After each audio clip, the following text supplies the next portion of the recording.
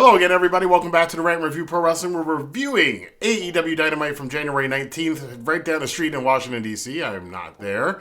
I may be there Friday for Rampage. I might try to make it down there if I can. But this was a very interesting show from the perspective of last week's show, which was probably one of the least exciting Dynamites they've ever had. This week, they kick it off. The announcement was made beforehand, of course. Jon Moxley returning to AEW. He came in the ring and cut probably one of the most passionate promos I've ever heard in a wrestling ring. Very real, very true, very organic, and it's definitely fun to see Moxley back. Apparently, he's planning on resuming his tour of the world, as he says he wants to go around the wrestling world, which probably means at some point in time, whenever we can get to it, heading back to Japan, maybe even going to Mexico, maybe going to the UK. God knows where Moxley's going to show up. We know he's going to be at the GCW show pretty soon. That was leaked a couple of days ago. We also started the show with Adam Cole Bay and Britt Baker, D.M.D. It's a lot of letters with this couple.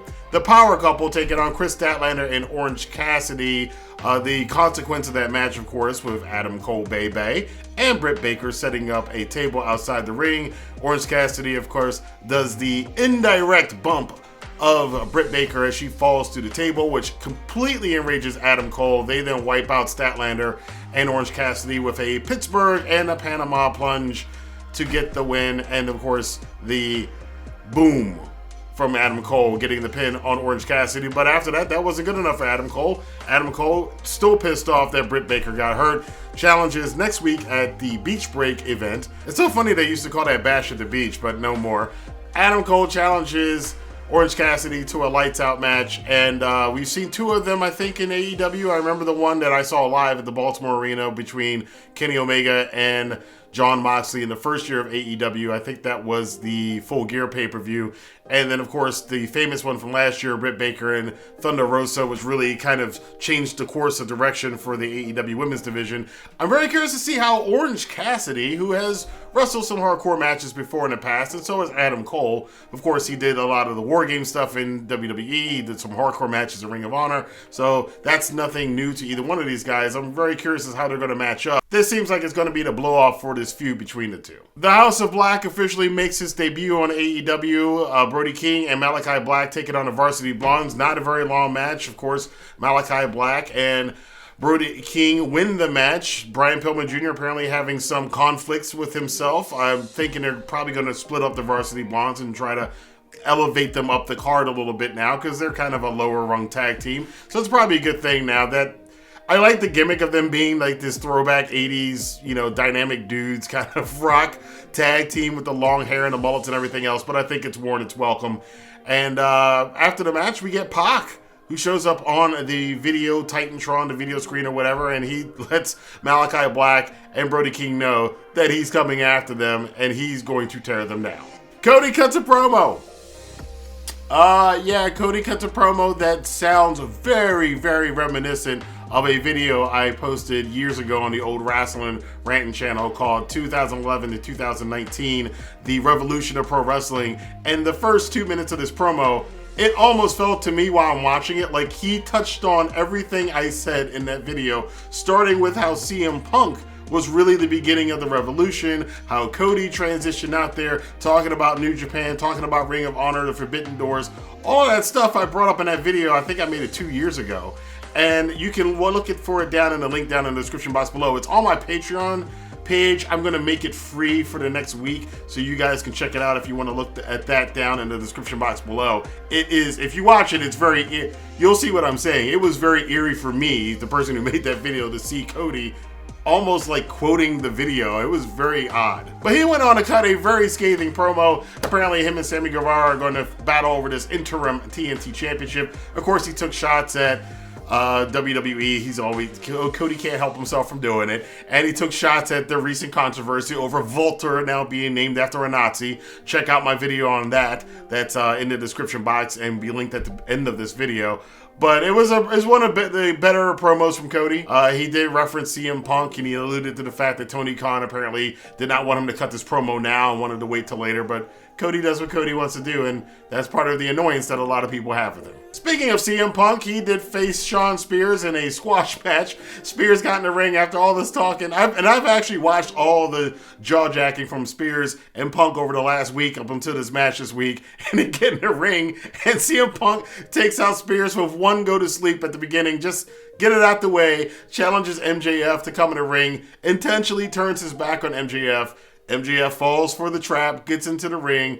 Punk almost gets his hands on him, only gets the Burberry scarf, and then takes it for himself. So I guess that's going to be the thing for the next week. I was kind of hoping that he'd probably wipe his ass with it, but we'll see what CM Punk does with this Burberry scarf, or whatever you call him. I'm sure MJF is going to be all pissed off about, oh, that scarf is very expensive, and Punk is probably going to, wrap it around his dog Larry's ass or something like that, or something.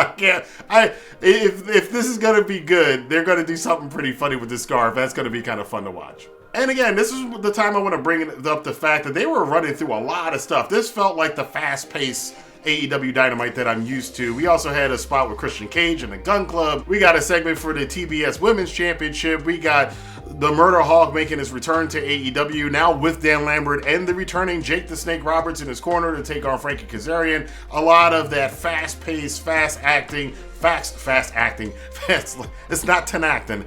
That fast-moving AEW Dynamite that I'm used to. It seems that we're back, and the crowd seemed to get into it, because the crowd started out kind of lukewarm, and as the first hour of the show went on, they started getting pretty hot. We also had Serena Deeb rising up, continuing her ascension up the ranks in the AEW Women's Division, and a bunch of other stuff for Punky 3K, renewing the rivalry with the Young Bucks. They even showed some footage from that Glory Day period, which I'm calling it now. It was the most recent past golden era from 2015 to 2020 in New Japan Pro Wrestling, and saw highlights from that, which was pretty cool. Letting you know that partnership with New Japan is still open, and that eventually, someday, if we do get the travel restrictions lifted, that door is going to bust wide open.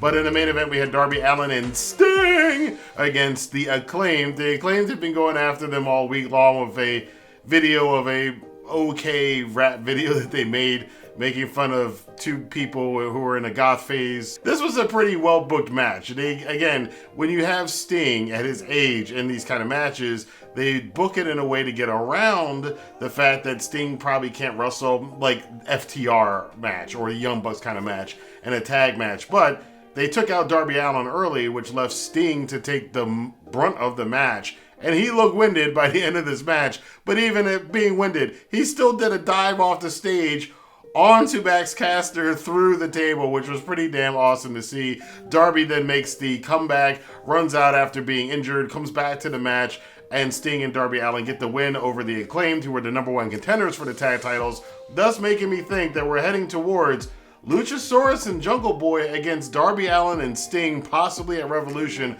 for the AEW Tag Team Championships, which is a match I didn't think about, and I didn't know if I really wanted to see, and now that I thought about it, I definitely want to see it. All in all, it was a far better episode of AEW Dynamite. It had that edge, it had that zip, it had that speed, it had that pace that we're used to seeing from Dynamite that we really haven't seen in the last week or two from the show. So it's good to see them, well, I should say last week, because the show the week before was actually pretty good. The debut on TNT with the Danielson and Hangman Page match. But I want to know what you guys thought about this. What did you think about Jon Moxley's promo? What did you think about Cody Rhodes' promo? But I want to know what you guys thought about the show. Let your voice be heard in the comment box below. Don't forget too, I've got some free goodies down for you guys in the description box below, so you can get some free stocks from Webull that could be worth up to $2,300. You can also sign up for the Chase Sapphire Preferred card, get yourself 60,000 points that can buy you travel to the next wrestling event you want to go to. And of course, you can get some free crypto from Coinbase, Celsius, or BlockFi. All of them are giving some nice offers, so check that out again down in the description box below. Until next time, I'll see you guys here for more news, rumors, and commentary right here on the Rantin Review Pro Wrestling. Have a good day.